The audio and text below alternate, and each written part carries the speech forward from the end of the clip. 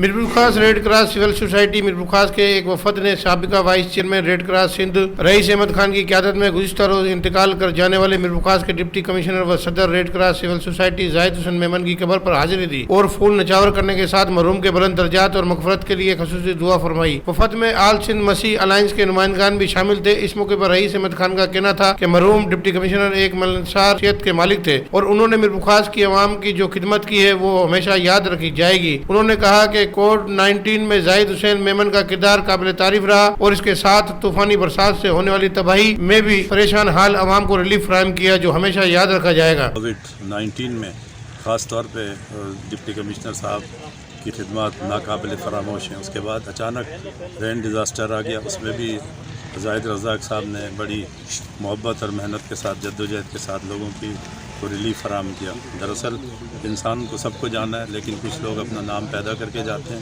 اور انہی میں سے ایک یہ شخصیت ہے۔ ہماری دعا ہے مزید خبروں اور تفصیلات کے لیے وزٹ کریں ہماری ویب سائٹ www.awami newshd.com۔